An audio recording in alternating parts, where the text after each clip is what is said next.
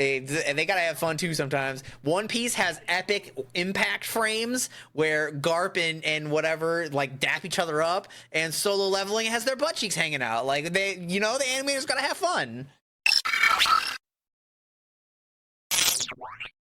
Hey, what's up, everybody? It's your boys, and we are back with the 50th Big 50 episode of the DNAnime podcast. Woo! Throw out your party poppers, whip your tees out. I should say that in the podcast. Make that preview clip a minute long, edited Vix. We'll take it out in post. Yes. But yes, are you guys excited? We are here, back again, like we never left, to talk about some anime. And we got a bunch of exciting stuff to talk about this week because there's a brand new anime season coming. And I just took a look, and there's a couple of good things on there that I'm excited to watch this season. So, Vix, outside of that, how have you been, brother man? I've been really good. I have been able to catch up, and I have been pleasantly surprised with the quality of this season's anime.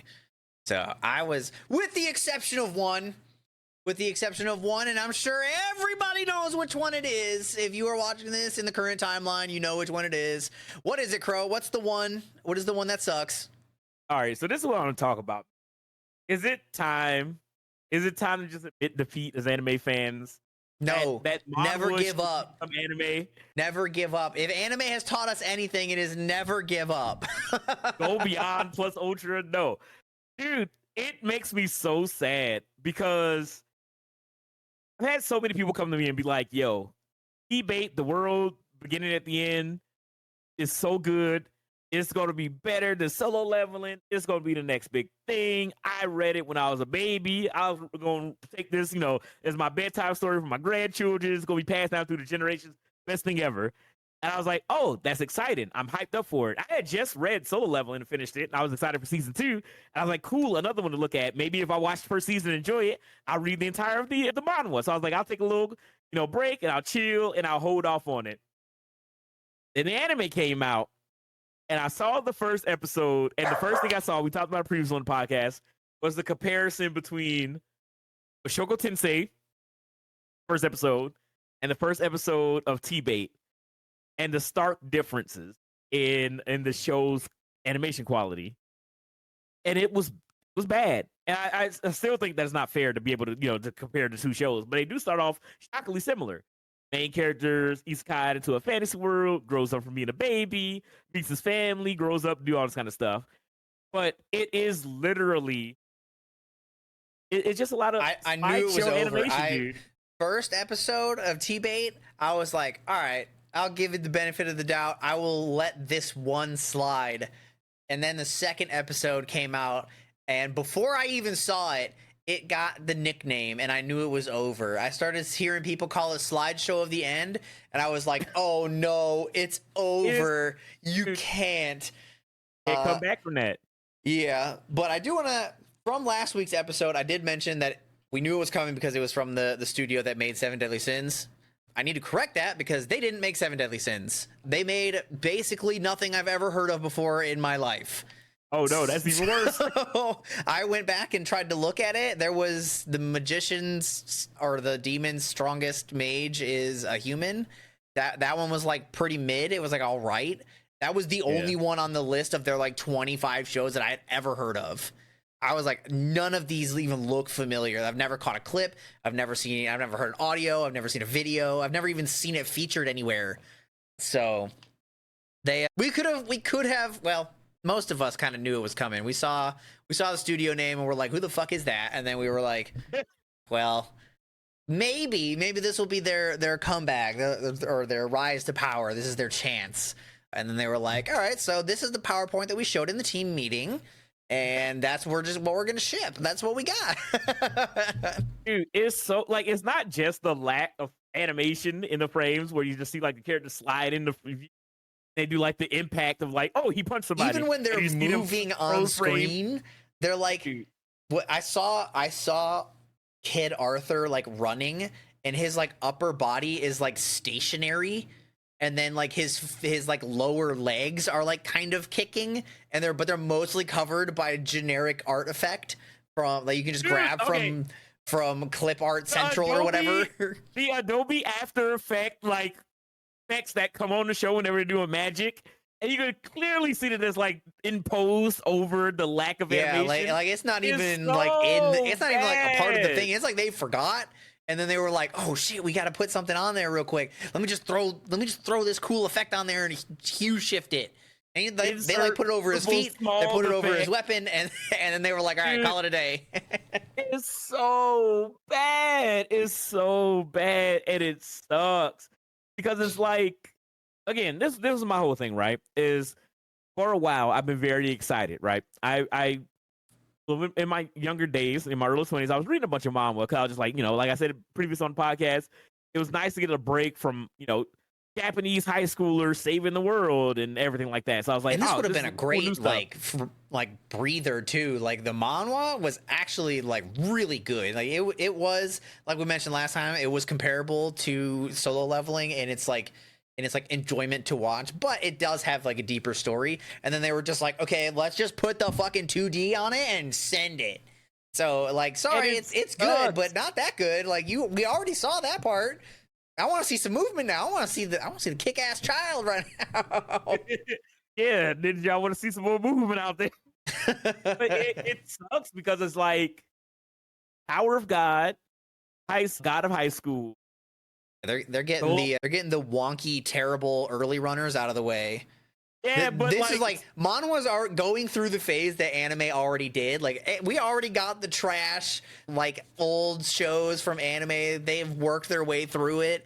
Now it's the manhwa's turn. We just got to take everything that could potentially be good, ruin it, and then in 5 years, everything will start to be good. So... My whole thing is that whenever I used to hear about like manhwa outside of stuff that I was reading, it was always like Solo Leveling.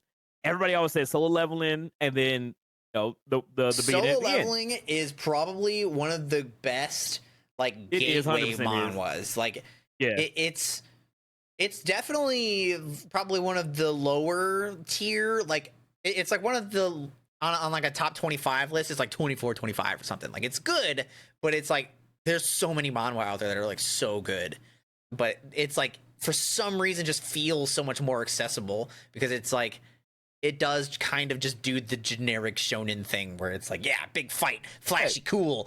Except for that one frame where Sun Jinwoo's butthole was hanging out or whatever. Oh my god! Why did they? Okay, somebody was like, "What if it was called Freak Leveling?" And we just showed his entire ass? Because I was like, "Why did they animate that? Like, why they animate his whole booty cheek?" And it was like, it was only like one frame, but still, like they must have just been like one frame ahead. They're like, let me just throw this in here for funsies.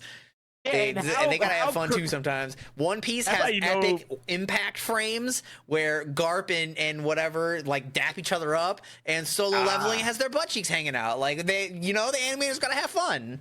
But it's crazy because you know how rabid the fans are because everybody found that shit immediately. Like it was like no hidden secret. I didn't even see the episode yet. And everybody like, I heard Sung Jin-woo's butt cheeks were out. I was like, oh, are you kidding me, dude?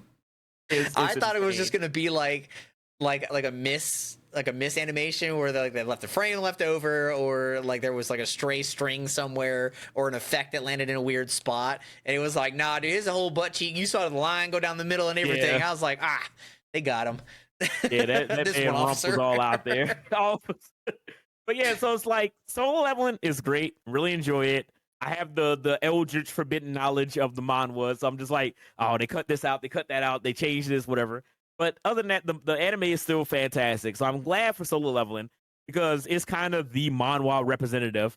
For the longest time, I was always very excited about, because before like Solo Leveling and Tower of God and God of High School and all that stuff was coming out, we had Dr. Stone.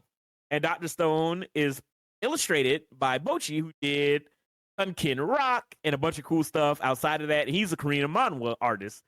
And I love Sunken Rock. It's one of my favorite manhwa of all time. It's really cool. Is incredibly horny, but really, really good. The art is amazing. And if you have like read that one.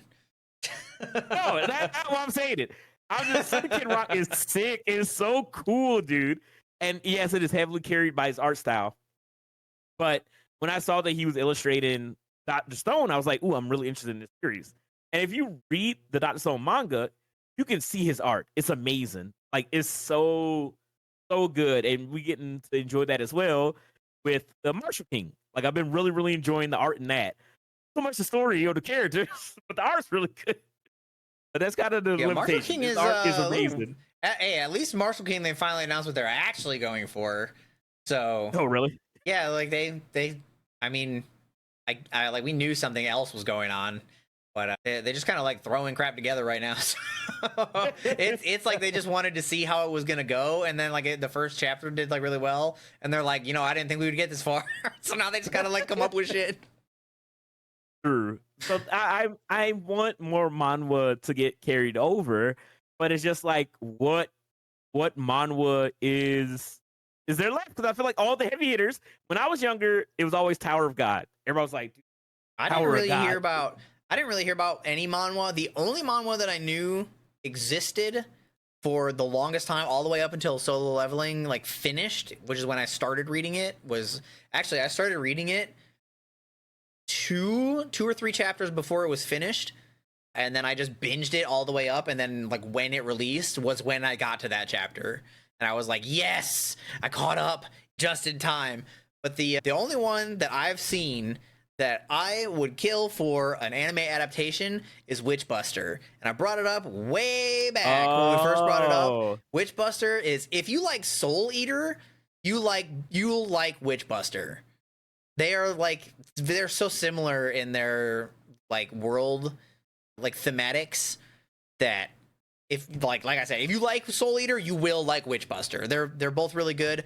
It's almost like if you took Soul Eater and then just like revised its art style to be more modern, and then you just threw it in there. It's so fucking good.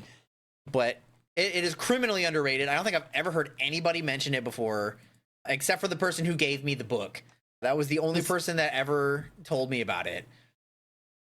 Okay, I've heard of Witchbuster. I don't know if it was from you or somewhere else. It was probably me, because I brought it up on like episode 3 or something. Okay, maybe that's what it is. Because I was like, I remember somebody talking about it. But that'd be cool. Get Witchbuster anime, and please don't make it ass. Give it to, you know what? Give it to spend the extra money. All right, they probably gave T-Bait to ACAT to like scrounge or to like skim some money off the top or whatever. Spend the extra money to give it to a high grade studio. If you are taking a like once in a generation story, give it to a top studio. Don't give it to Slumbuster down the street. All right, it doesn't work. You're just gonna piss everybody off. So that sucks, because it's like Tower of God. I was very excited for. First season was good. I really enjoyed the first season. I was more mad that season 2 was bad than if the first season is bad, then it's like, ah, dang, they messed up. But it's worse when the second season is bad and the first one isn't. Because the first one got my hopes up. Like the animation, the art style, the story building, the world was all very interesting. And then they were just like, okay, now we're going to hit the slideshow button and see how this goes. And I'm like, no, come on, man. You were right there. You literally had it. You did it once. The Jedi, not destroy it. But yeah, so not everything this season is doom and gloom, though. That is the unfortunate outlier, was T-Bait. The topic amongst the community about which one is like good, and this one I was not even gonna watch. Like, it wasn't on my list. I think I just skimmed over it. To Be Hero X. Okay, there we go. Because everybody flooded my comments last weekend when we were talking about anime. I'm not gonna say too much about it because it is crazy, but it is very unique. Like I loved it. It's unique and like familiar. I'll say that they didn't do anything that was like so far, like so different that you're like, oh wow, this is a once in a lifetime experience. But what they did in the show, with the show itself, was what kind of made it really interesting. Is like, the show is good, the story in itself was like, it's probably above average, but they did this really good like 3D animation that was not uncomfortable, which is the hardest part of that. And then they also threw in a bunch of 2D animation, and then they also threw in like comic strips, and they also threw in like a bunch of other different kinds of animations, mixed it all together, and it actually came out like really cohesive. Like, it felt good between every animation switch, which is probably really hard because like you get one and sometimes that one doesn't work and they got 4 and they're like, yeah, we got this. And they didn't just do it once, they did it twice so far. So episode 1 and 2 both did it. So it is probably safe to assume that it's going to be a recurring thing. And the characters in it are good. The story is kind of funny. It's kind of goofy. It's like the ridiculousness kind of like The Boys, but like imagine if The Boys were not evil. And then it was just like instead of The Boys being evil, it was like they were just assigned a contract, and that's just like what they do. That's probably closer to what it does. But To Be Hero X definitely was one of the like must watches of this season. Most of my other ones that are on my list have been, I believe, like season 2s. The only one that I haven't got to watch yet is Lazarus, and I believe that is a Netflix exclusive, which is why I haven't got to watch it. But it's animated by a Mappa. Oh no, those poor animators. Yeah, and it is apparently really, really good. So Lazarus is on the list for until I've decided that I'm not going to get on Netflix and then I take it off the list, like I did with Sakamoto Days. Rest in peace. Oh, I know. So good. I waited till it was finished and I was like, I'm not getting on Netflix, and I just took it off the list. And I was like, I'm sorry, Sakamoto Days. If they ever release it somewhere else, then I'll probably go watch it. But as of right now, just read the menu. Yeah, I probably will. That's probably not a bad idea. I'll probably just go do that. It's damn good, dude. I love Sakamoto. So aside from 2B Hero X being the like must watch of the season, that's probably, let me look at the list real quick. All right, so why are you looking through the one? That is the new must watch. Everything else that I got on here is, if you've seen them before, you will like their next season.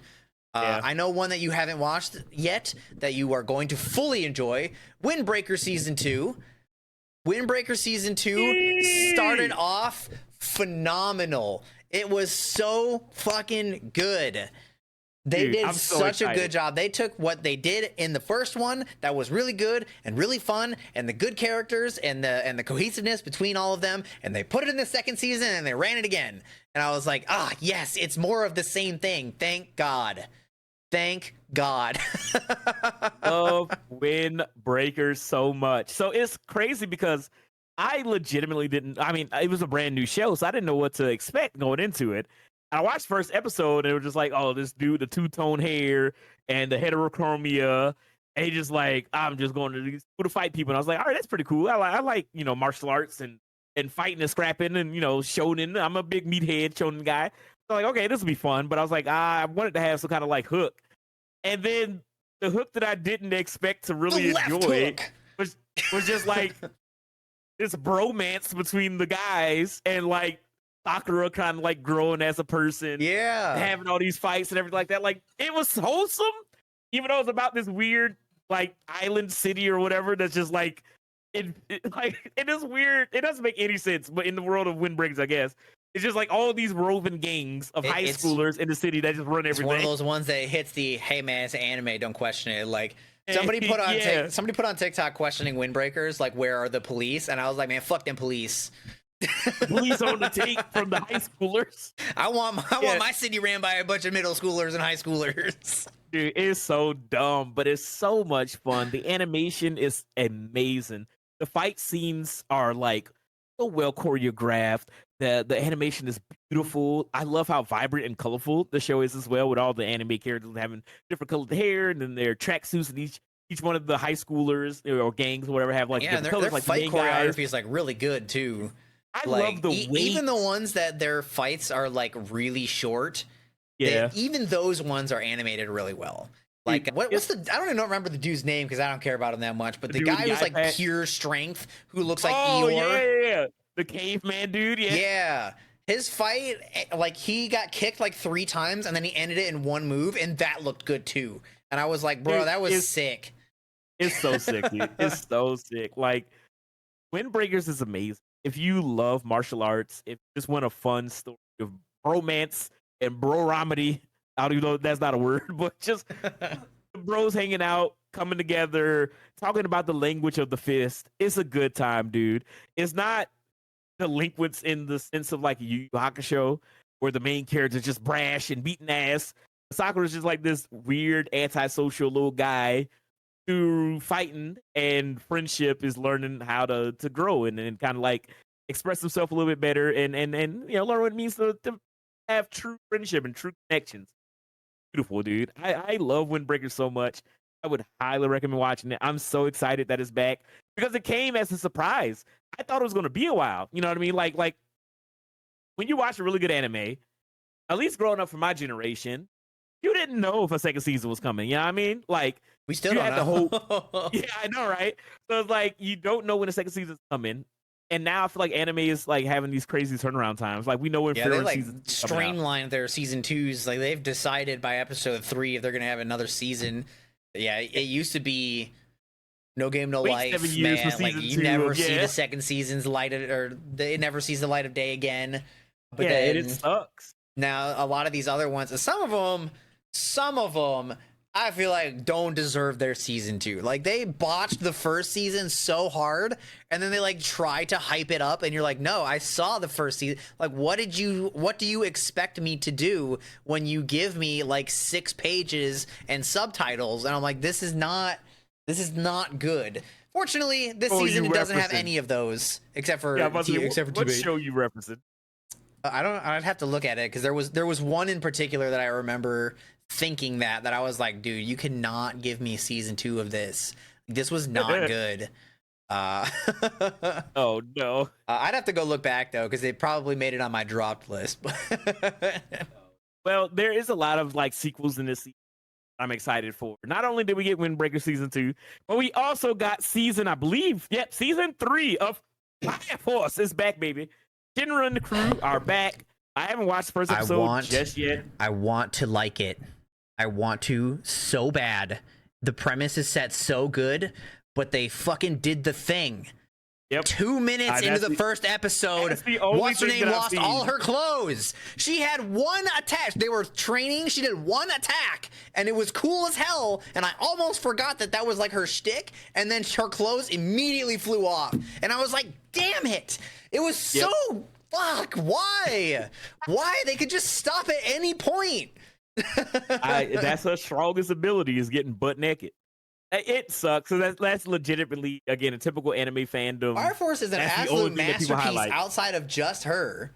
Yep. Like even if they keep her in and they just remove the lecture thing, like I don't understand why they need to have that in there. So like even if they like, toned it down, it would be better. But like how aggressive it is like against the tone of its own show.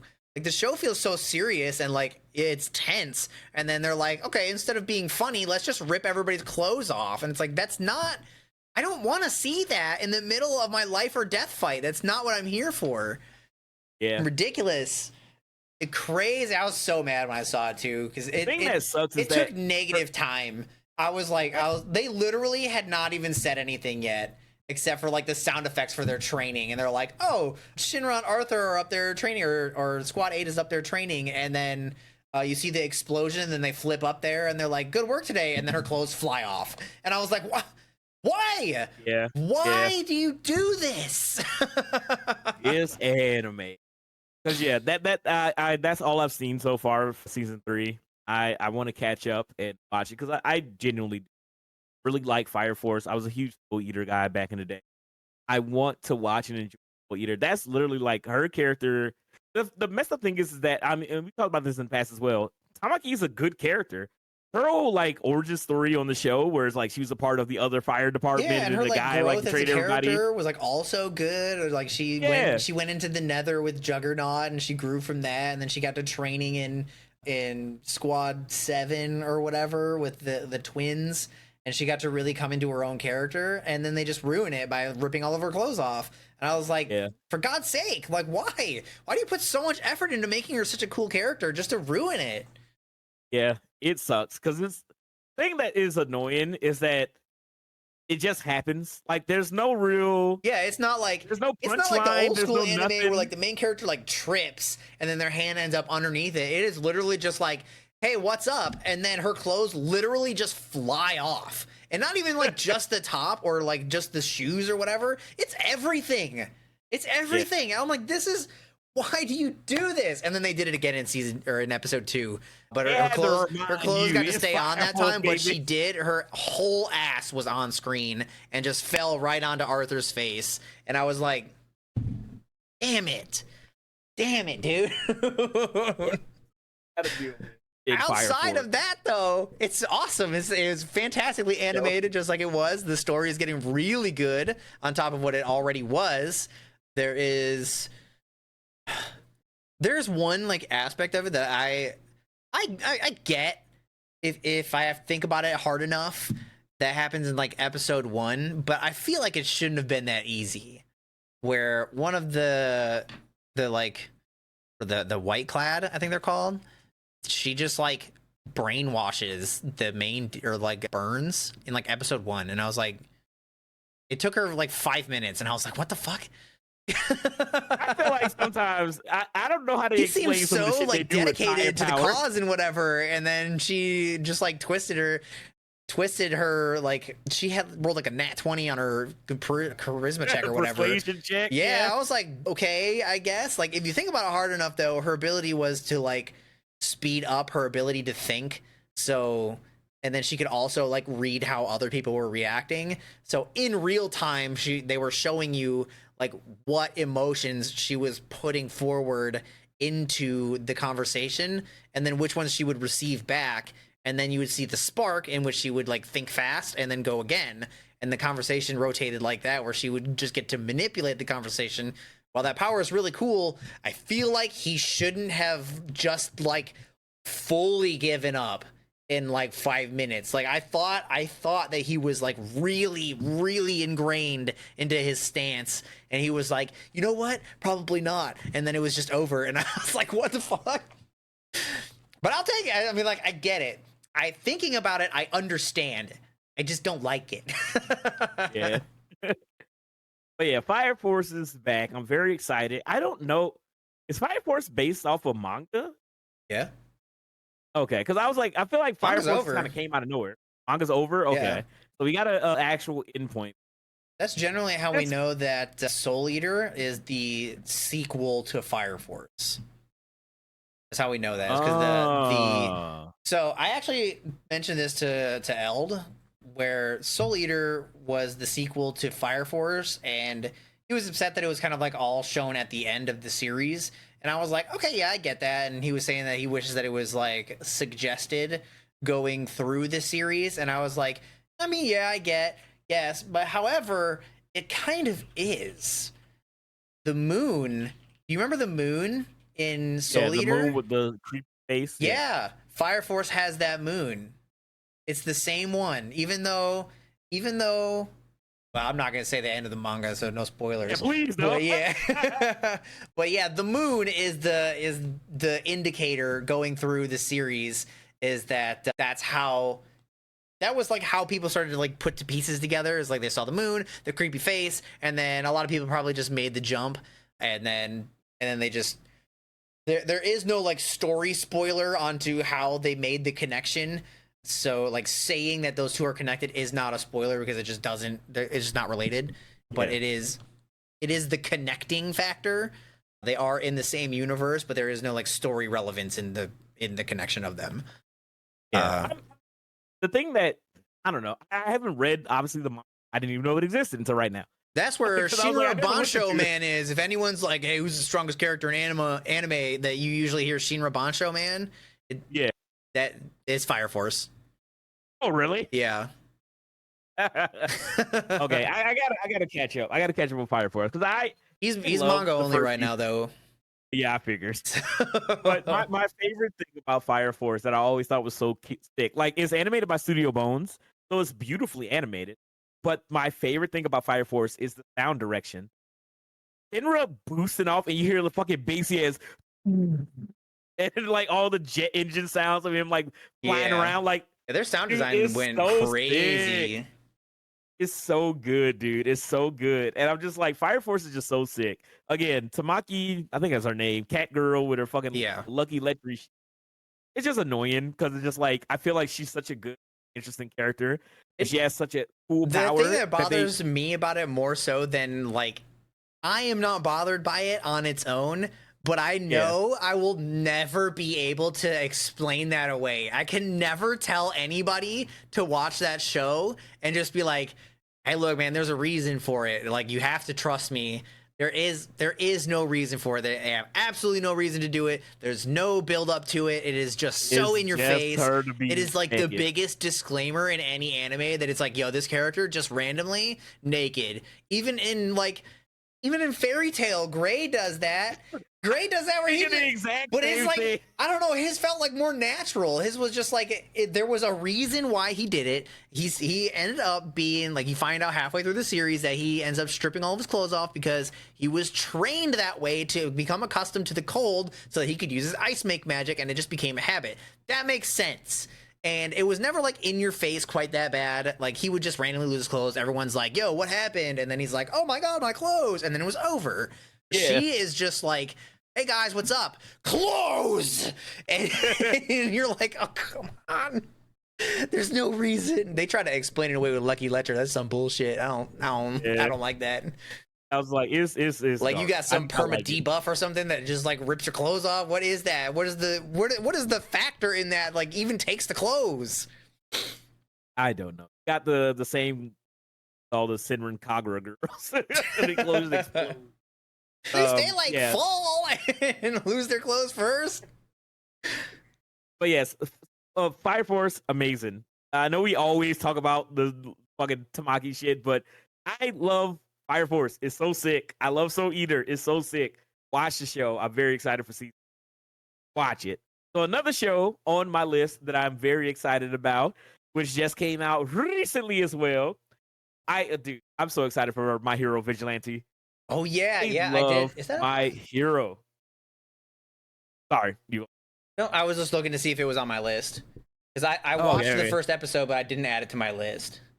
Okay, but I read all the way through the manga. I was so happy to see that it got a manga or that got an anime adaptation because the manga was shockingly good. Like, I did not expect them to go that hard in the manga. Like, it was a spin-off. I was like, oh yeah, it's a nice little prequel. It's gonna be a little goofy. You can see the early level powers, how it was. You get to see like Aizawa early on before the school days, so you can see him like acting out as a hero. And I was like, oh, this is cool. I'm gonna like this. This is pretty neat. And it just goes crazy. It goes absolutely insane.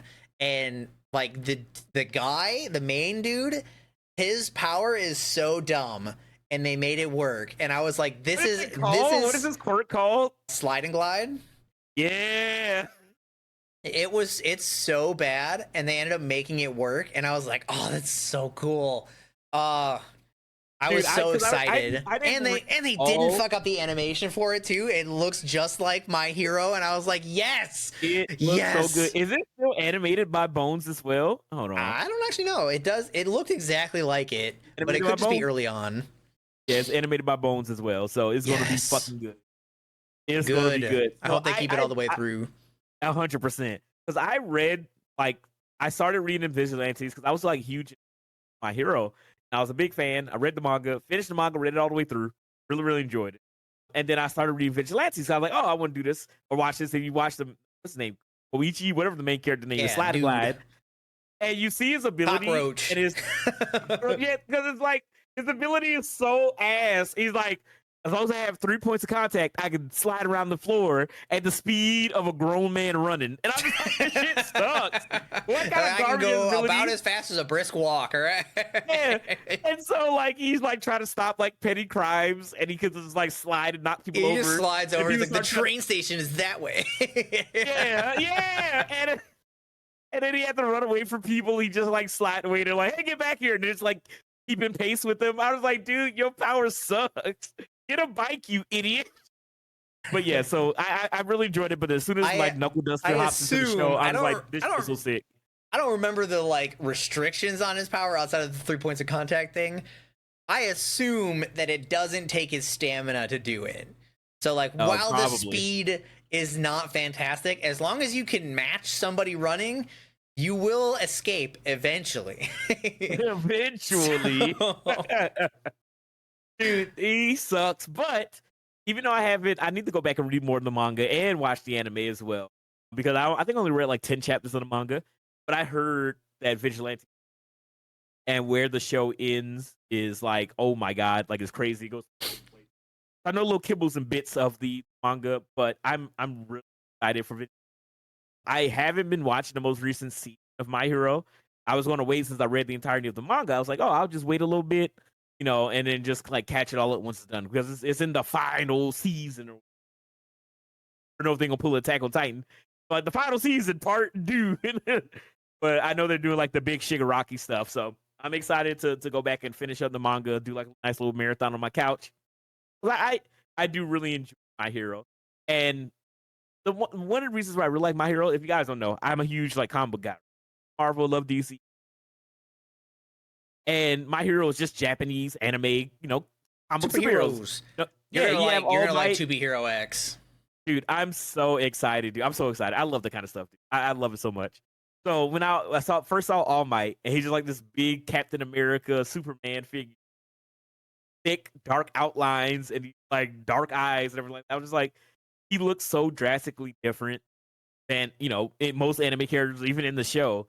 And I was just like, I fell in love with My Hero. My Hero is great, and I really, really enjoyed the show. Love it. I'm so glad that they're doing the comic book thing of having spinoffs, have like the shared universe where it's like all these other heroes, in the My Hero universe and what they're doing. Yeah, Rock Lee's Springtime of Youth. Where's that at? Exactly. Like I love that kind of stuff, and I wish anime would because I know a lot of people are just like. Don't mean the quartet thing where they're just like all cheesy from 90 different shows. It's not what I mean. Yeah. What do you mean? I mean, there were some good bits from Isekai Quartet where I saw like Super talking to the whole show just feels like the Shangri-La Theater at the end, where it's just like really terrible. But it's just like a preview of something else. That's all it felt like. Yeah, I don't know where the show goes or if it's really funny, but there's some good bits with them all knowing that they're from Japan. Got isekai to a different kind of like just talk about their different experiences. That stuff is fun, but yeah, it's whole. But yeah, anyway, I'm very excited. I hope they do more stuff like that with My Hero because My Hero is great, and I really want to see more stuff like that. And I wish anime would tap into that a little bit more because so many interesting stories that you could tell. Like most of the time, most anime, they kind of like, they involve the entire world. Like Dragon Ball, it'd be kind of hard because it's like, okay, well, that Goku and them are doing all the important stuff. Like, what are you going to see? Like, there was actually another hero. Point of view.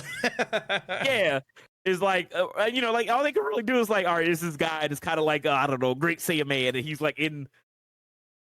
They'll have their own version of Cockroach, and it's just some dude who's dressed up in an orange gi who can't actually do any like martial arts. Yeah, no ki blast or anything like that. Like it involves the entire world. In Sabaody, where they had like the fake One Piece people, they'd be just like that, just making the orange gi, just some fat guy running around.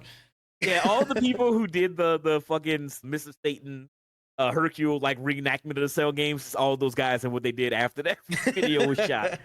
But yeah, like some anime, I don't think it will work. Like that stuff that really encapsulates the entire world. Like a Gurren Lagann, you want to fucking, who cares about what anybody else is doing? But for shows like My Hero, for shows like Fire Force, for shows like that, I feel like you could like be like, oh, what these characters do in another part of the world. I feel like Jujutsu Kaisen is right for that, even though they kind of fucked it up in the world because it's like all the cursed, spirits and sorcerers are in Japan mostly, but they did allude to it. Everybody kind of dies a lot. Yeah, so it's like, who do you track? It's like only 5 people or something make it through that fight. Like if they didn't like they could do it like a secret society of like sorcerers in America, something like that, like how it is. They gotta show like it's like there's all the shit is normally in Japan. Show me what Gojo is doing in the prison cube. Show me what's going on in there. Yeah. And show me what Miguel is doing in Africa. Just dancing and beating people's ass. Anyway, all right. But yes, I'm very excited for Vigilantes. I really hope it does well because I want to be sad when My Hero ends. It's always good to see like a show finalize, and see the spin-off of the spin-off. Yeah, like I am happy that it's gotten this conclusion and that the anime's going and you're going to see the ending there soon and it all be done. But it sucks not being able to live in that world anymore. But we have Vigilantes. They do all of it. Then we have another cool story in that universe that we'll get to see. And like you said, you get to see other heroes from the mainline story, like Aozawa being a hero. And hopefully we get to see some more of those moments as they expound upon the world a little bit more. And maybe some of the things that they touched on in the actual My Hero manga and story. We'll get to see some other that stuff pop up in. I'm very excited. But yeah, so outside of Vigilante, what's another show that you're looking for this season? So Spring 2025. I have two more that I am watching, and both of them are pretty good. I'll say one is this is gonna start off sounding really good considering how we've like hyped up a different show before, and then I'm gonna bring it down a little bit. Oh, This is like, so the Brilliant Healer's New Life in the Shadows feels, the main character looks like, and this atmosphere feels originally like Notorious Talker. And I was like, okay, sick. Dude's using his powers. He's like an underground healer. He doesn't have his healer license, so he's like illegally healing people. And then it turns out he's actually just like a dense idiot. And he's just like, oh yeah, I totally didn't realize that everybody else was getting paid to heal people. So me too. And then he just like opens a clinic like in the hood or whatever. And then like he just randomly starts getting the harem up like really fast. And I was like, it started off potentially good. And then the guy was like an idiot. He's like giga dense. And you're like, it's not awful. Like the dude doesn't do anything weird. You can tell that he's like a good guy. So, but it started off like with a different feeling than I was expecting. And then they just hardcore turned into the like standard harem show. And I was like, okay, like I'm still gonna watch it. Like it's slightly better than like okayest. So it's probably like a 6 or 7 right now. That's like okay to start with. I kind of want to just see like how far his self-taught powers go. And that's pretty much like the only interest I have in the show. Like the characters are pretty normal. They're like not truly exceptional. They're like given titles to be exceptional, but they're actually all just kind of annoying. This one like being that's like staying in their house is supposed to be like this unstoppable creature, and he just like wipes the floor with her like on accident, and he literally just like burns her arms off, and he's like, oh my bad. With healing magic? Yeah, well, she's a wraith, so he's just like yeah, I found out pretty early because they like my old party would just send me down into the dungeon for fun, so I found out pretty early that I could fight undead with healing magic. And so he just like roasts this wraith, and then he's like, oh my bad. And then like it's kind of like the beginning of Osan, where dude is like overpowered as fuck and he doesn't realize it, but he hasn't yet realized that he is OP. So we're like kind of there. We're like kind of, they're like feeding him bits and pieces of like what the other healers may or may not know. Some of them I feel like you should just know. Like this, how do you get through any part of life and not know that healers can't regenerate arms? Like if you cut an arm off, it's gone, right? And then he's just like, yeah, I can just make a new one. And you're like, what? Like that's like a thing, and it's like nobody else has figured that out, and you don't realize that is a not common thing. Growing arms. Everybody can do it. I will say the art style for it is pretty good, and the animation of the regeneration was pretty solid. Okay. I won't say it was like ReZero watching Lust regenerate, but it was pretty up there for specifically regenerating the arm. It was really good. I don't have any issues with it aside from him just like being oblivious, but it definitely is like an old school anime. This one probably would have done a lot better if it had come out like 5-6 years ago. Yeah, it was just kind of like would fit in. Right now it's just kind of like a remnant, I guess, where it's just like leftovers from the old high school relic type. From a bygone era. Yeah, it's like it's pretty standard. It's pretty much what you would have watched back in high school, where it was like the main character was really powerful, got a lot of girls around, and then he just kind of hung out with them all the time. That's pretty much what it is so far. In Shibuya, in Tokyo. Yeah. So that one's like all right. Like I'd say it's above average. Animation and art style pretty good. But the one that I was pleasantly surprised with was, and by the name, I was like, this is either gonna suck nuts or be really good. It's the Too Perfect Saint, tossed aside by my fiance and sold to another kingdom. I was like, oh my god, you and these long ass titles. that was not okay. That's not even that long. But I was like, okay, this is either gonna be like really dumb or it's gonna be really good. And like how they structured the character that you're following is it was pretty good. Like they put her in a position that made it feel like she was very important, and then they put her next to people who were societally more important, and then they like showcased their dark side. And so you got to see the main character get like absolutely shafted, like but like no other, absolutely shafted. And then like her parents were against her fiance was against her, literally, like the title says, sold her to another kingdom, and like she had no choice but to go. And so she like left behind her little sister. And so like you can, in the first episode, you can kind of see how the sister, she was like really this like beam of light, just like happy-go-luckiness, and you can kind of feel the like darkness kind of going over her now that her sister was like taken away. But she wasn't informed that her sister was taken away. She's just gone. Like her sister's just gone one day. And Oh, damn. So she don't like even know they why? were supposed to be, these saints are effectively the same as like tailed beasts, where every country gets one, right? So it's like they're just this like gigantic force of nature, the thing to be reckoned with. They can like, they have magic that is just like scaled to no end.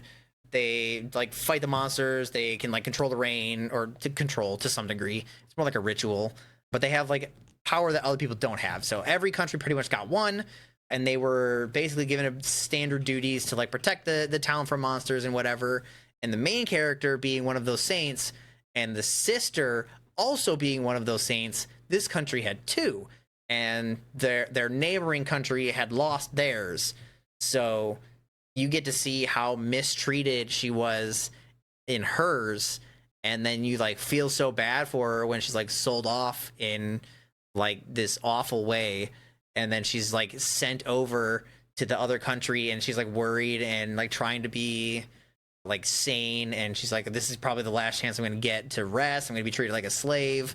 And then she gets to the new country, and they treat her like her old country was treating her sister. So she's like really uncomfortable in this place that's like treating her better, because like she was just like taken advantage of to no end in her own country. So now she's here, and the art style is good, the animation's solid, no complaints, no notes. I don't have any issue with any of the characters. Like the fiance was a dick, but he was structured to be so.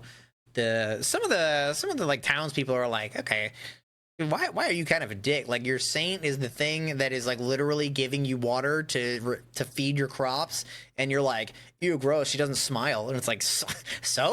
Smile more, why don't you? Yeah, that's literally like the reason that everybody gives her the cold shoulder, is that she doesn't smile. So she's like, she's hard to approach as the saint. She's hard to like be like a people person.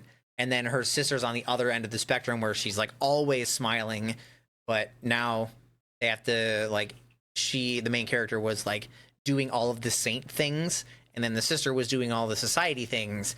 Well, now they're separated, so now they both have to do both parts, and they're both like really outside their comfort zone. So it's like kind of nice to watch how she being mistreated is being like picked up after being mistreated so long, and then it's sucks, but at the same time is like a good character move for her sister to be like all happy-go-lucky, lose the sister, and then the darkness kind of like, you know, fall over her, and you can like feel the like revenge seeping in, the need for revenge like seeping in. But she was like so happy before that you're like, how are you gonna do this? Like, are you just gonna poke and prod around, or are you about to just like fucking off somebody?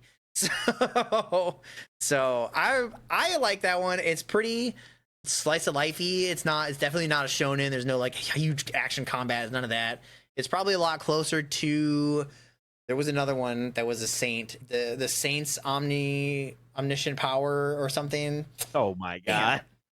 I can't remember the name of it. It was like a little weird. It wasn't that long. It was like 4 letters, but it had a big word in it, and now I'm small brain, so yeah, if you know, you know. If you know, you know. Well, no, that's But cool. That yeah, actually sounds really interesting. I haven't heard anything about it. I'll probably end up catching some of it at some point. But I actually want to get like a watch of that. This actually sounds. It reminds me a little bit, I guess, in tone a bit to Ancient Vegas Bride. They're just like, oh, this is yeah, so that's not a bad comparison. There's not yeah, because she was the like just like a slave. magic isn't quite so mysterious and is more like exclusive. But yeah, it kind of has that like vibe for it. But it's also like in that same vein, the sister and the main character would be essentially what the two paths could have been for Chise in Ancient Magus Bride, where main character is like treated well and she's being picked up and her powers are growing and she's being stronger and a better person, or she could have been consumed by the darkness, consumed with revenge. She could have went like a Sasuke route and just been like, all right, fuck everybody else. So that's a pretty good comparison. Like if you liked Ancient Magus Bride, you probably like this one. Probably not as much. Like it definitely, like animation wise, does not reach that quality. But to be fair, that bar is really high. So, True. So like if you're okay with it being a little less magnificently animated, it's a good one. It's a good one. It on my list, it's got like a 3.8 rating by the community, and that's kind of surprising. Like I would have given it like a 4 or 5 or 4.5. Out of 5, that is. It's almost 5. It's almost 5. That's still pretty good. Yeah, like it's not bad. It's just I thought it was better than the 3.8 that it got. So, but I think that is everything that I have watched so far. I've caught up on all the episodes for this season. DNAnime's sitting on my list, unwatchable. Thanks to High Dive. Oh my god, dude! We gotta watch. We gotta pool together our money and buy a High Dive subscription. I have a High Dive subscription, but they won't let me watch it. Okay, we got to pool our money together and bribe the people at High Dive to release the damn episodes. I'm literally paying for them to like wait for them to give me the option to watch the show that I'm already paying for. So I didn't even take to the highest 7 C's on this one. Like I'm doing this one legit through normal means, and they're just like, no, fuck you, dude. Because it's like, there hasn't been any reason why because you say you can see the episodes, they're just locked. I think the site is just bugged. Like there are people that are watching it. Like they've had reviews and stuff on it, but I'm not. About the DNAnime team High Dive, you didn't do it. Yeah. I tried to get as much DNAnime as possible, but they won't let me. They just won't let me. I avoid the reviews because I just wanted to go into it new, because like you can't read the manga because there is no manga. I don't want to read the light novels because you don't want to listen to the audiobooks of the light novels. Oh my god, dude! I literally ears. got the first audiobook off of Spotify, and I was like, nice, I can just listen to this on my way to and from work. It was so cringe, dude. I could not. They started doing all the like battle sound effects and the grunts and stuff over the audiobook, and I was like, just stop dude, right now. The DNAnime audiobook like gaslit me because I was listening. I was just like, wait, I listen to a lot of audiobooks. They don't do that in other ones, right? And I was just like listening to the preview on Audible. Like one chapter like, in, or like the first paragraph, they're like, and I'm like, oh god, this is I had to weird listen to something no else visual. and be like, okay, no, this is odd. Yeah, and I can't, like, I struggle to like read normal books because like as we have discovered amongst the community spread throughout us, I have both aphantasia and no inner monologue. So it is dark and quiet in my mind. I don't get to see the fantastical world that is being described to me as other people do. I don't see the apple on the table if you've seen the aphantasia meaning. I don't see any of that stuff, so it's really hard for me to like get into those books. I thought I was just lazy and just was really bored of books, but that makes a lot more sense because like I would read it and I'd be like, this is like a good premise, and then I would put it down and I'd just be like, I can't piece together what they're explaining to me because there is no image for me to piece together. It's like telling you to design the world of Dragon Ball and then giving you a bunch of white puzzle pieces. It's like, I mean, I guess I could put the pieces together eventually and then like draw over the puzzle pieces, but I'm not doing that. So that's like where I'm at. I'm like, I really would rather just, like watch the anime or read the manga and like maybe skip out on the manga. Figures, my favorite one is the one that they skip out on the manga. Yeah. But yeah, one day I'll somehow push through because I do want to read. Maybe I'll just read them. I can read. I know I'm a Yu-Gi-Oh fan, but I can read. Maybe I'll just see if I can pick up the light novels because it is kind of wild that Danmachi is as good as it is and it's no manga. I mean, they like technically have manga. It's like volumes Yeah, but 1 to it's barely 4. anything, right? It's volumes like 1 to 3 or 4, and then like it got canceled or discontinued, and then somebody else picked it up and started at volume 26, and I was like, what about 4 to 25? What happened there? They just skipped it. It was like not doing don't it. worry They're like, about I don't that. feel like it. I was like, okay, that's a little strange, but all right. That is odd. But Danmachi is fantastic. One day we'll be watch season 5. One day. I am slowly working my way through Dr. Stone, though. Is my nighttime anime. Sometimes if I'm not like dead tired, watch an episode, and it continues to be phenomenal as per usual. As per usual, no notes. So There's one scene that I'm waiting for though in Dr. Stone, and it involves everybody's favorite little watermelon. And I'm waiting for it. I want it to be. I want it to show up. It's not going to come up in this season. It's probably going to come up in the next season. But they're doing the fucking Attack on Titan thing though, where they're like final season, and I was like, dude, there's no way they're gonna wrap up the season here. Because don't and I was like, it's gonna be 25 episodes, and they're not gonna wrap it up. And then now they announced season 4 finale part 2, and I was like, how many of these we're getting? Dr. Stone is called something else now, right? It's Dr. Stone the something. Science some Future. kind of subtitle. Okay. Yeah, each one had like their own different ones. The first one was, I think it was just Dr. Stone, and the second one was Stone Wars, and this one is Science Future. Okay. The only thing I've seen about this feature, or not this feature, but this I believe is from this, is somebody having a full ass sniper rifle. I was like, what? And then they're like, I'm going to shoot this guy, but I don't know which one of them is the leader, the Senku. But if he's gonna notice me, and when he notices me, he's gonna do some science shit, and then I kill him. And then his Senku like fucking makes like a bulletproof vest out of like some shit he found and put it into a sack. And I was just like, what? He tried to make what's called a non-Newtonian fluid, which super sciencey. Don't be scared. I'll explain it. You've almost certainly seen it on the internet. It's a type of liquid that when you move through it slowly, it acts as a liquid, but upon meeting an abrupt force, it becomes solid. So he was trying to make like a makeshift version of that. So it was cool. Yeah, he did that in like 2 seconds, and I was like, my boy Senku's back at it again. I mean, I'll tell you, it didn't work this time. Oh no! I didn't go that far. My baby boy. I won't tell you what happened afterwards, but I'll just tell you that he didn't magic non-Newtonian fluid into a bulletproof vest in 1 second. So dude, he's good, and he almost had it, but not quite there. But yeah, the whole interaction onto why the sniper person was like watching for Senku to look at them is pretty good. Like, 'cause it was like multiple levels of trickery from Gen and the party, and then they also had to like outsmart the other side, and so they figured out that Gen had lied about who the science leader was. So they were like, oh, now we have to figure out who it is, and like the spy that they sent doesn't really know that the science leader is like not who they thought it was. So as they figure it out, then they're like, all right, we're gonna make ourselves known, we're gonna be a threat, and only the smartest one will know that I'm aiming, so he will be the one that looks.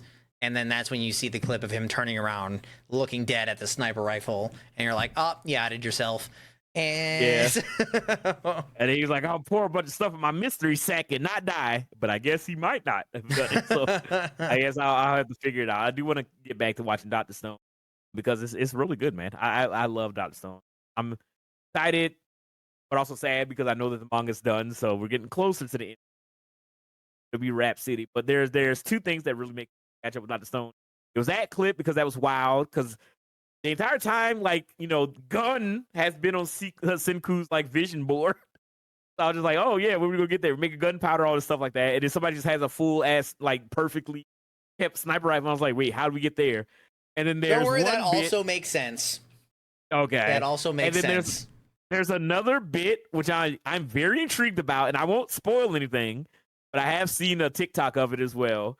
There's a bit where a thing happens, and Senku has the alley oop, some like cave juice on himself, and then he does it, and he claps everybody's hand like walking by them, and I'm just like, I don't know what's happening in the scene. That was season 2. That was so sick. That's season 2. Okay, so that means I got. I mean, I only seen season you 1. really far behind. I'm very behind. I'm very behind. But if that's season 2, how does that happen? Like, anyway, don't say nothing. All right, I'm watching Dr. Stone. I'm behind on a bunch of stuff. Yeah, I thought you finished that. Well, I've only seen season 1 and I think episode 1 of season. I think. It's Chrome that is like the superstar for season 2 for that. So keep an eye out for him. He's cool. Okay. I like him. Okay. I like what I'm they've done excited. with Chrome's character. They my have way effectively through made stuff, him like mini Senku, and then they have like, without making him just a shadow, they've also made him like relevant as like a non-modern person. So his like ability to think critically is like rather impressive for some of the things. Like obviously he came from fucking like a wood boat that was in like coloring fire. That was like his max scientific feat. And then like season 2 he makes fucking hydropower. So he does scale really hard, and it's really nice. I'm glad nobody feels wasted. Yeah. And like I'm sitting there, I'm telling you, even Suika, the little watermelon chick, is not wasted. Like she's just a child, and they found a way to make her useful on this journey, and they made her like relevant enough to have them want her with them. And I was like, so awesome. Dr. Stone's really good. It sucks because I feel like Dr. Stone should be more popular than because it's so good. But I feel like a lot of people tell you what it is, because it's the same reason I almost didn't read it. Senku's hair's dumb. Come on, I like his hair, dude. When you have no bearing on that show, and you just see the cover art for the first volume, and it's fucking like spring onion, you're like, all right, whatever, dude. I'm just gonna go. And his name's like Dr. Stone, so you're like, it's kind of dumb. Like, what are they gonna do? They're gonna do like holistic medicine. What are you gonna do? Crystals and shit. I was not interested. And then I saw like the I don't know what made me start reading it. I think I was literally just so bored that I was like, I need to read something. And I just picked whatever was on the front page of Shonen Jump's app. And that was all she wrote. And then I was like, oh my God, I found a hidden gem, a hidden stone, in fact. Oh my God. Dr. Stone is so good, dude. But yeah, I've been slacking. As you guys know, I don't do nothing but work. So I'm so behind on so much. Dr. Stone is on the list. We're out here being Americans. You guys have to understand. Life is rough out here. Yeah. Live. Well, never mind. I'm not gonna make that joke. Anyway, but yeah. So just to talk about the last 2 anime on my list that I'm very excited for this season. The next one that I'm incredibly excited for is called Yabai. I don't know if you've seen anything about Yabai. I saw it. I have no idea where it is. Me neither. I have no. Actually, let me see. Okay, so there's actually 2 of them that are like that. Yabai looked really good. I don't know where it is. The other one was Supercube, and I've heard of Supercube. Supercube was like a Chinese animation, but it was like lost. Is that the one where the girl like she crawls up the covers? I don't know. Like I don't know like anything about it. It just like got outrageously good reviews. And then it was like it was like the fucking SpongeBob's Lost episode. Like you just can't find it. It was like the one guy who said where he found it was on Dailymotion, and I was like, don't they have like a watch cap? I'm not going to Dailymotion. What? Wait, so back in my day, I used to watch all my like UFC stuff on Dailymotion. I'll just watch like old Pride fights and all kind of random shit. It was great.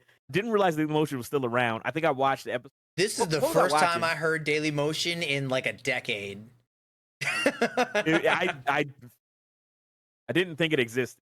There was some show I was trying to watch that wasn't on Crunchyroll, and then the episode was just on Daily Motion. I was like, oh, I think it was Sakamoto Days actually. Oh, I think it was the first maybe episode I need to of get a Sakamoto Daily Days. Motion subscription or something. Let's do it. That's where we're going, everybody. And Yabai and Sakamoto Days. But yeah, so Yabai, I didn't know anything about Yabai. So apparently Yabai is a old 80s manga and 90s anime. I think the original anime came out in 1993. I had never seen anything about it, right? But then I saw, again, like most things, I saw like a short on TikTok or whatever. And people were like, oh my God, this show reminds me of watching OG Dragon Ball. And I saw it, I'm just like, why does it look like Detective Conan? Like, that's what the art style reminded me of. Because the eyes and the character's sharp ass hair. Same art style as Detective Conan. And then I watched like a clip of the show where he meets like the girl and he's like, are you a samurai? And they're like standing in like this airport or something like that. He's about to fight her. I was like, oh, this looks old school as hell, but it's animated so like beautifully. Like the fights and everything looks super duper cool. Those were the best ones that give you the like ambiance of the older shows. It feels like a 90s anime because it was a 90s anime, but even now it seems like a 90s anime but with modern animation and animated beautifully by Wit Studios. Same studios that gave you Ranking the Kings. Big names. Sometimes I don't want to be like, hey man, don't give these shows to the like no-name studios that are like their track record is like a flip book. Like I want to see everything animated by big names. I want to see Kyoto Animation, Ufotable. I want to see Wit Studio and Bones. If it's not one of them, they better come out swinging. They better have one show under their belt, and it better be like God tier. But at the same time, I'm like, hey man, you gotta give him a chance, all right? You gotta give him to the little guys, but not. Well, I can't even say not even the super good ones because this was just some no-name one that I'd never heard of before. Give those to the big names too. Fuck the little guys. But yeah, so I've been seeing clips of people talking about Yabai, and I've seen like comparisons because they'll do like the side by side of like a fight that happens early on in the original 90s anime and how it was animated into the new episode and how it was animated. I'm just like, dude, it looks so good. Like, I kind of want to go back and watch the OG anime. It reminds me of the comparisons when you see like the videos of the 90s Hunter x Hunter anime and then the 2011 anime. Sorry, I have the hiccups, y'all. But you have like those comparisons, which is really fun to kind of like see how they were animated differently in shows. But at the same time, it's just like, it just looks so amazing. I feel like it just came out of nowhere. Yeah, so I'm very excited to watch it this season. Yep, me neither. I had never heard of it. It seemed like a classic that just kind of like flew under the radar. I mean, in 1993, I was 3 years old, so I didn't know anime existed. So it's just something that was like my release date. My time. Your release. Yeah, I'm very excited to watch that. I love shonen. Yeah, if it's a remake like if it's like Doro's remake was fire. Yeah, go watch Dororo if you haven't. Recommendation, Dororo, amazing. If it's anything like that, then yeah, dude, I need to check it out. That means it's really good. It looks amazing. The bar is high. I don't know the bar is set high. Exactly. I don't know the plot. I don't know the characters, but it seems like a classic, fun 90s anime animated with one of the best studios. You know, it's the guys who did Attack on Titan, Rank as a King, a bunch of amazing stuff. A Spy Family, you know, Wit Studio is an amazing studio. So even just off that, seeing some samurai action from this little kid samurai running around, just fighting people, I'm excited for it. It looks sick, dude. Sick. So I'm very excited for that. And then the last anime on my list that I want to talk about, which in all honesty, I'm just gonna be frank, is going to be a weekly occurrence. One Piece is back, baby. And I know I talked about One Piece being back because we saw the first episode, or I guess technically the first 2 episodes last weekend. And you asked me, hey man, bro, did they take that 6 months off and they put in the work, make One Piece look amazing? And I was just like, yeah, you know, it feels like the love is there, man. The animation is great. Really enjoying it. The opening is great. The ending is great. All the stuff like that. But, you know, we didn't really get to see anything really. You know what I mean? It's just kind of like the Straw Hat's back, just kind of like dicking around from the little time skip that we had in real life. This episode, so I don't know how much you read of Egghead Island. This episode was so good, which has me literally about to bust out of excitement. Because knowing Egghead Island... The only thing I've seen so far was Luffy kick Kizaru. That's it. Oh my God! You want to know? I don't know if you've heard. You know who animated that? A 17-year-old Yeah, goat. it's so random. That's why Dude. they took 6 months off to train the 17-year-old guy. Yeah, he had to take 6 years. No, that dude. Dude, that had to guy take- was in fucking training the whole time. They're like, get out of high school, kid. We need you up here. If we enlist you frontline infantry in the anime army in Toei, you go animate One Piece until the day you die. Oh my! So I've heard rumors. I forget his name. I've seen his work because he's been in like One Piece, other shows. I think he's animated on Jujutsu Kaisen as well. He's just a very talented young man. Hey man, next generation. This is what we have to look forward to. He's setting the standard right now.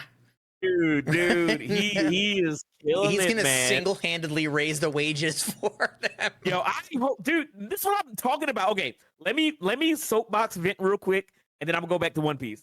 This is what I'm talking about. This is why I care about animation. This is why I went on that long ass diatribe about AI.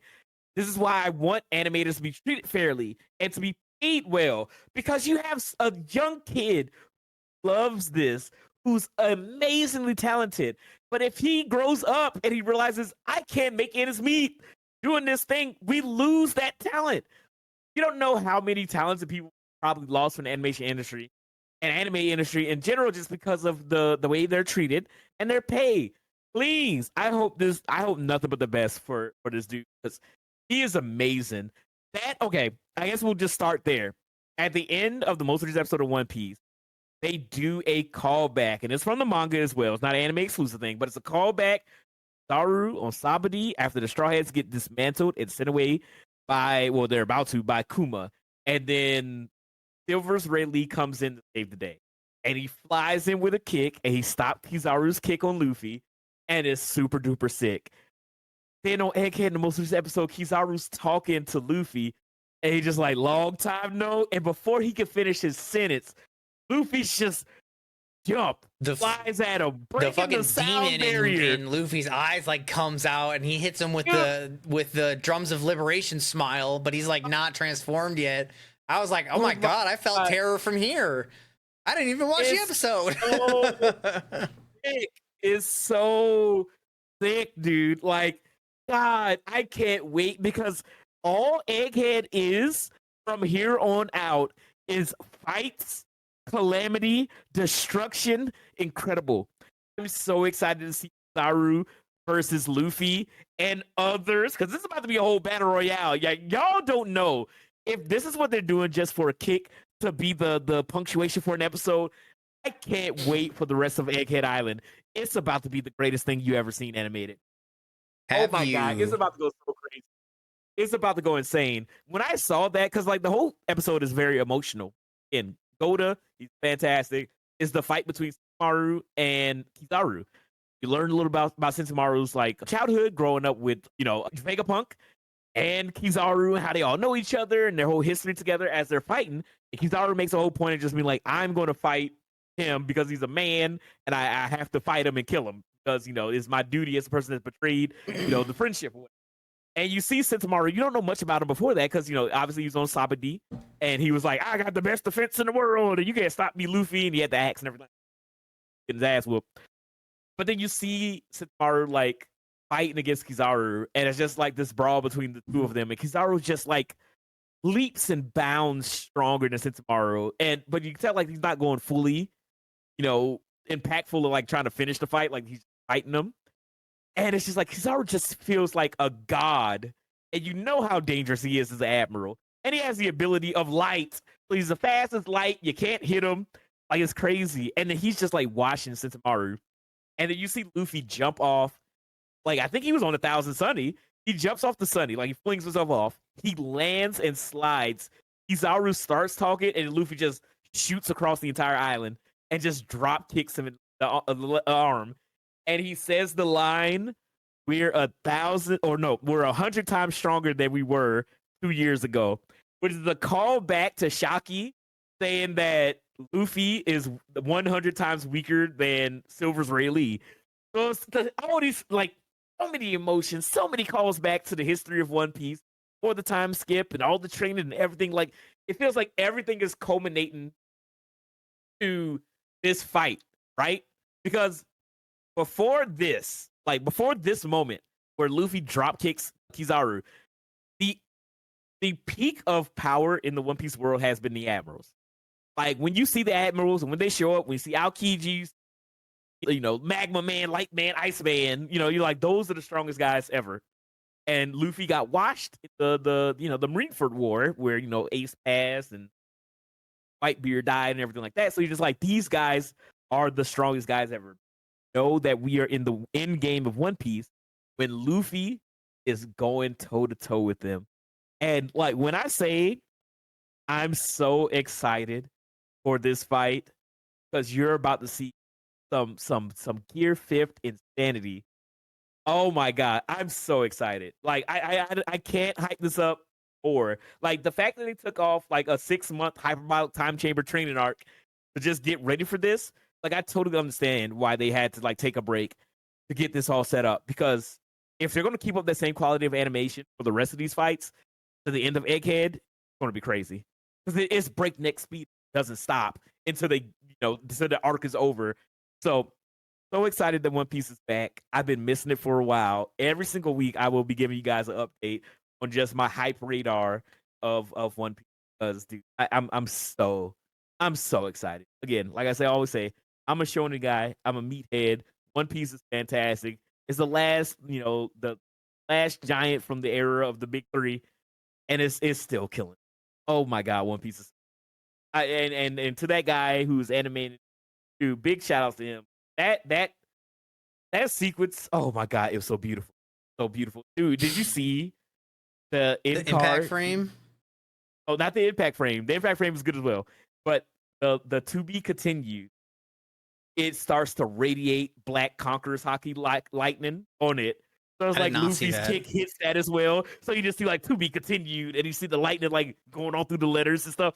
Dude, One Piece is killing it, man. It's killing it. It's so good. And I can't wait to see what other stuff that dude works on, because he's an amazingly talented guy. I wish I had like a fraction of that talent. He's 17. I'm 2. he's killing it, dude. Killing it. But yeah, big shout out to One. But hey, we just ran through all the stuff that's coming out in this current season anime. What did we miss out on? What are you guys excited for the spring 2025 anime list? What should we be watching?